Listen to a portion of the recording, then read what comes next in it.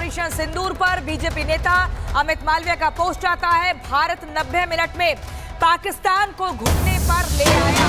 पाकिस्तान के 11 airbase 90 minute में तबाह किए गए हैं। भारत ने मिलिट्री ऑपरेशन का डायनामिक्स बदला है। अमित मालवीय ने कहा, भारत ने पाकिस्तानी वायुसेना की क्षमता खत्म की है। भारत के आक्रामक प्रहार से पाकिस्तानी सेना का मनोबल टूटा है। तो ये बड़ी खबर आपको बता रहे हैं, भारत ने कैसे 90 मिनट में पाकिस्तान को घुटने पर ला दिया। बीजेपी नेता अमित मालवीय का ये बड़ा बयान और ये बताया कि भारत की शक्ति क्या है। भारत कूटनीतिक तौर पर भी प्रहार करना जानता है, भारत सैन्य शक्ति दिखाना भी जानता है, भारत रणनीतिक तौर पर भी ये बताना जानता है कि ये आज का बदलता नया भारत है। भारत ने पाकिस्तानी वायुसेना की क्षमता खत्म की है। भारत ने मिलिट्री ऑपरेशन का बेंचमार्क सेट किया है और ये बताया है कि हम काउंटर अटैक करना भी जानते हैं, हम मुंहतोड़ जवाब देना भी जानते हैं। सुमित, मुंहतोड़ जवाब देना जानते हैं और मुंहतोड़ जवाब दिया है और यही वजह है कि भारत के आगे पाकिस्तान ने घुटने टेक दिया। क्यों? सबसे बड़ी वजह 11 एयरबेस 90 मिनट में तबाह किए। कौन कौन सा एयरबेस है जरा मैप के जरिए हम दिखाते हैं आपको। ये वो नाम है, सियालकोट एविएशन बेस है, पसरूर रडार साइट है, मुरीद एयरबेस है, चकलाला एयरबेस है, चुड़ियन सैन्य अड्डा है, रफीकी है, सुकुरू सैन्य बेस है, रहीमयार खान एयरबेस है। ये एयरबेस जहां पर डिफेंस सिस्टम भी इसके लगे हुए थे और रडार साइट भी है। कैप्टन इंद्रजीत सिंह हमें समझाएंगे ये सर जो एयरबेस और सैन्य बेस, सबसे पहले ये समझाइए, क्योंकि ये रहीमयार खान हम देखते रहे एयरबेस है, सुकूर सैन्य बेस है और यहां पर कुछ हम रडार साइट भी देख रहे हैं। क्या फर्क है और इसके तबाह होने के बाद पाकिस्तान की कमर कितनी टूटी है? ये जो सैन्य बेस है सुकूर, हाँ, ये सुकूर जो सैन्य बेस है, ये एक्चुअली क्या है कि सेना के यहाँ जो सेना के कैंप्स है और ये है एयरबेस। तो यहाँ पर ज़्यादातर एयर जो है ना, हमारा एयर अटैक ने अपना यहाँ जाके इनके ऊपर अटैक किया है। ये सुकूर जो पाकिस्तान का है, तो इनको पहले दिन ही ये नष्ट कर दिए गए थे।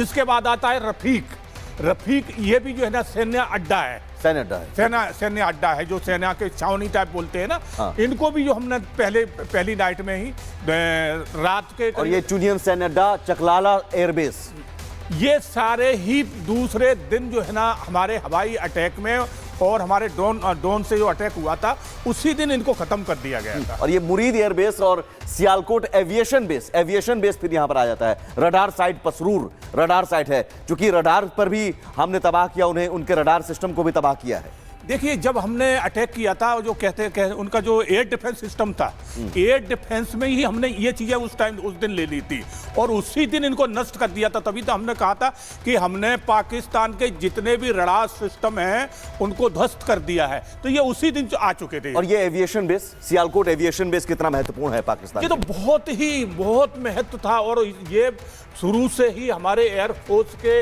रडार पे था और इसको निगाह में रखा था कि इसको तो जरूर उड़ाना है, क्योंकि हमारी जब फ्लाइंग होगी तो यहाँ से जरूर इनके ये कंट्रोल करते, इसलिए इसको पहले ही रडार में लिया था और इसको खत्म किया गया। एक तरह से खुला मैदान आप समझिए, एक मैप के जरिए देखिए कि यहाँ से अगर हम यहाँ से लेके एयरबेस और यहां तक एयरबेस हो, सैन्य बेस हो या रडार साइट हो, हमने सारा तबाह कर दिया। तो ये पूरा एरिया तो भारत के लिए खुला मैदान है। बिल्कुल, हम कोई भी मिसाइल छोड़ सकते हैं, कोई भी हम यहां से फाइटर जेट जा सकता है और तबाह करके आ सकता है, लेकिन वो हमने नहीं किया।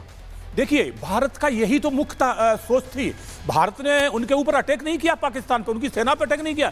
भारत का मुख्य कारण था कि हमें जितने इनके एयरबेस हैं इनको कंट्रोल में लेना है, इनको नष्ट करना है। जब ये नष्ट हो जाएंगे तो हमारे चाहे वो ड्रोन हो या हमारी फ्लाइंग जो एयरक्राफ्ट हो, वो फ्री जोन हो जाएंगे। जब फ्री जोन हो जाएंगे तो कोई डर ही नहीं। यानी फ्री जोन हो गए थे। हम चाहें, आज भी चाहें प्रियंका, तो पाकिस्तान को हम तबाह कर सकते हैं, लेकिन हम युद्ध नहीं चाहते थे, हम डायरेक्ट एस्केलेशन नहीं चाहते थे। और यही वजह है कि हमने सिर्फ उन ठिकानों को ध्वस्त किया जहां पर आतंकी पाले जा रहे थे। और अभी भी चाहे तो पाकिस्तान का ये पूरा एरिया अब खाली है हमारे लिए। बहुत बड़ा मौका है प्रियंका।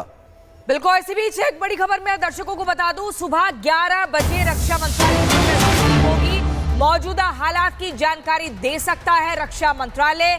रक्षा मंत्रालय की मिलिट्री अफेयर डिपार्टमेंट की प्रेस ब्रीफिंग होनी है सुबह 11 बजे का समय तय किया गया है जब रक्षा मंत्रालय की प्रेस ब्रीफिंग होगी और मौजूदा हालात की जानकारी दे सकता है रक्षा मंत्रालय। कैप्टन श्याम कुमार, सुबह 11 बजे का समय बहुत महत्वपूर्ण हो जाता है। रक्षा मंत्रालय की जो मिलिट्री अफेयर डिपार्टमेंट है उसके थ्रू जो है प्रेस ब्रीफिंग की जाएगी, मौजूदा हालात के बारे में बताया जाएगा। आपके पास मैं लौटूंगी, लेकिन एक और बड़ी खबर। बिल्कुल, एक बड़ी खबर। पाकिस्तान ने 5 घंटे तक समझौते का उल्लंघन किया, संघर्ष विराम समझौते का उल्लंघन किया। 5 घंटे तक, रात 10:20 तक पाकिस्तान ने गोलीबारी की। सूत्र के मुताबिक पाकिस्तान ने भारतीय सेना के पोस्ट को निशाना बनाया, पाकिस्तान ने ड्रोन से अटैक की कोशिश भी की और पाकिस्तान के खिलाफ सेना ने जवाबी कार्रवाई भी की, मुंहतोड़ जवाब दिया। लेकिन आप समझिए बार बार क्यों कहा जा रहा है कि पाकिस्तान भरोसे लायक नहीं है। जो सीज फायर है, संघर्ष विराम है, उसका उल्लंघन 5 घंटे तक किया। गुरसिमरन हमारे साथ जुड़े हुए हैं। गुरसिमरन, 5 घंटे तक लगातार उल्लंघन होता रहा, हालांकि हमारी सेना ने मुंहतोड़ जवाब दिया। उसके बाद रात भर क्या स्थिति रही और मौजूदा स्थिति क्या है? देखिए, पाकिस्तान ने एक बात तो बिल्कुल साफ कर दी कि वो किसी भी जो है शांति के पक्ष में नहीं है। जब 5 बजे युद्ध विराम संधि पर बात बन गई थी, एक एग्रीमेंट हो गया था, उसके बाद भी 5 घंटे और 20 मिनट पाकिस्तान युद्ध विराम संधि का उल्लंघन करता रहा है। शुरुआत में पाकिस्तान की तरफ से जो है बड़े मोर्टार शेल्स आगे गए, आर्टिलरी से फायर किया गया। बाद में जो है पाकिस्तान स्मॉल आर्म्स से, जो कि छोटे हथियारों से भारतीय सेना की अग्रिम चौकियों को निशाना बना रहा था। इसका भारतीय सेना ने मुंहतोड़ जवाब दिया है। पूरे अगर बात की जाए 320 मिनट तक लगातार जो है पाकिस्तान की तरफ से नापाक हरकत की गई। इसके साथ साथ पाकिस्तान ने भारतीय सैन्य चौकियों की रेकी के लिए जो है सर्विलांस के लिए ड्रोन्स का भी इस्तेमाल किया। हर एक चौकी पर 1 से 2 ड्रोन जो है नजर रख रहे थे। भारतीय सेना ने देर रात जो है, ये तकरीबन 8 सवा 8 की घटना है और ये 10:20 तक चली है। ये भारतीय सेना ने इसको मुंहतोड़ जवाब देते हुए जो काउंटर ड्रोन मेयर्स थे उन्हें एक्टिवेट किया और उसके बाद जो है पाकिस्तानी ड्रोनों को गिराया भी गया है, ऐसा बताया जा रहा है, जो पाकिस्तान के इलाके में जाकर गिरे हैं, पाकिस्तान अधिकृत जम्मू कश्मीर के इलाके में। इसके साथ साथ अगर बात की जाए तो भारतीय सेना का कहना है कि पाकिस्तान की अग्रिम चौकियों को नुकसान भी पहुंचा है, क्योंकि पाकिस्तान ने जो है युद्ध विराम उल्लंघन की खिलाफवर्जी की थी, जिसके बाद अब देर रात 10:20 के बाद शांति जो है वो सरहद पर पसरी है। लेकिन ये 5 घंटे और 20 मिनट बताते हैं कि पाकिस्तान की आखिरकार मंशा क्या है। बिल्कुल बिल्कुल गुरसिमरन, आपके पास लौटेंगे, लेकिन यूके देवनाथ सर, मैं आपसे रिएक्शन लेना चाहूंगी। पाकिस्तान ने 5 घंटे तक समझौते का उल्लंघन किया है, जानकारी मिल रही है रात 10:20 तक पाकिस्तान ने गोलीबारी की।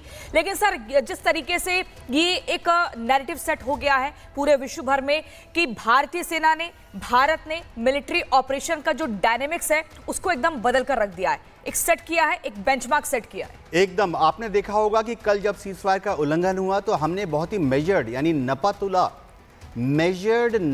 जवाब दिया। हमने अति नहीं की। इसका मैं आपको एग्जांपल देता हूं कि हमने उनके फायरिंग का जवाब हमारे स्मॉल आर्म्स फायर से दिया, हमारे तोपखाने से दिया। लेकिन दर्शकगण नोट करें, हमने हमारे ड्रोन्स को या हमारे यूएवीज को पाकिस्तान के अंदर नहीं भेजा, जैसा कि हम पहले 3 रात से कर रहे थे। ये दिखाता है कि भारत की सरकार ने और हमारी फौज की जो टॉप कमांडर्स हैं उन्होंने हमें संयम में रखा, हमें सही चीज़ बताई।